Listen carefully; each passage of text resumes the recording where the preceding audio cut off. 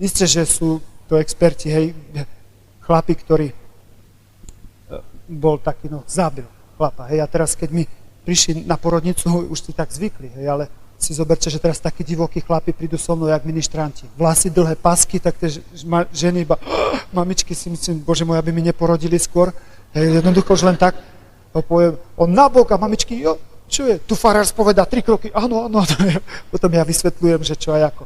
Čítal na 3 krále. Malému Ježiškovi prinieslo, miesto zlato, kadidlo a mirhu, prečítal, malému Ježiškovi 3 králi donesli zlato, kladivo a mirhu. A teraz to ty výbuch smiechu, tie doktorky a sestričky, čo boli vpredu a pacienti, on má tak vytetované tu ten chlapík, jak na nich kúknul, naraz všetci zmrzli. Tak každý. Ja som mal jazyk celý dohryzený, teraz jeden bol policajt, bývalý policajt, predstavte si, bol aj EŠTB 7 alebo 8 rokov.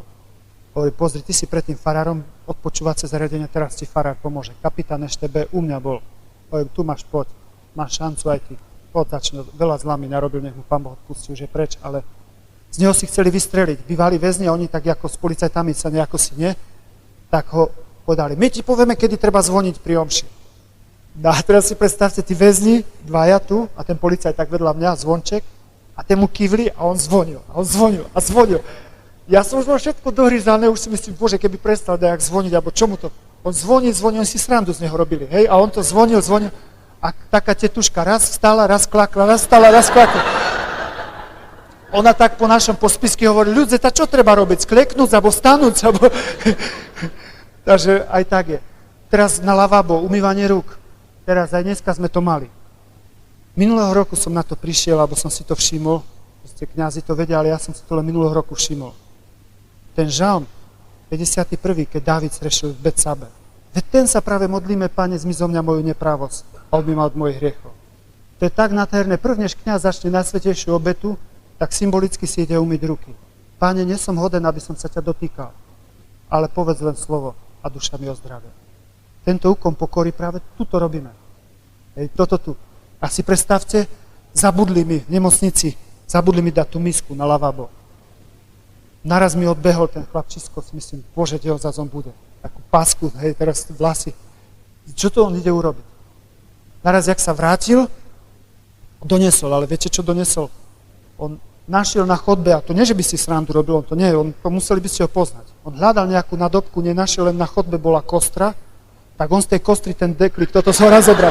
A s tým prišiel. Viete, čo s tým prišiel? No a jak toto, tie sestričky, jak to videli, takhle tak... Hej. A zase na nich pozrel, oni zase hneď také... Hej, také aj zažijeme všeličo. No aj tak... Hej, aj také. No. Dievčatá, ktoré mám, tak mám ich veľmi rád. Mám rád dievčatá. Kedy minule som mi povedal, že radšej ešte 50 bezdomovcov, jak 5 žien. Hej. Jednoducho učím sa so ženami. Učím. Hej. Človek sa celý život učí, aj tak do chlupy zomre. To už viem. Hej, ale si myslím, bože môj, jak na nich je. Pani Renka, jak mám ich na nich? Mám pritlačiť, alebo nemám? Keď pritlačím, revu. Keď nepritlačím, tiež revu, bo sa ma znajú. Tak čo mám robiť? Ja pritlačiť, pán farár, pritlačiť. No tak už tak sa snažím. Hej, sú to dievčatá, ktorí boli strašne ponižované. Mnohé. Boli prostitútky, niektoré zobrali im doklady a na silu. Hej, robili túto otec 3 dievčatami zneužíval. A čeliak, keby ste videli to, ako toľko od nás mužov vytrpeli a teraz im niečo pekne povedzte o mužoch. Veria mu. Hej, ako preto ich mám veľmi rád. A myslím, že aj oni ma majú radi, ale mi zžerú nervy dakedy tak, že neviem, jak na nich, a dakedy ma aj dobehnú, dakedy, tak jak v každej rodine, tak aj u mňa. Aj smiechy, aj plač, všetko domiešané. Hej, všetko. Ale myslím si, že popri tom všetkom, myslím si, že ich mám veľmi rád. A oni to vedia. Oni to vedia, že ich mám rád.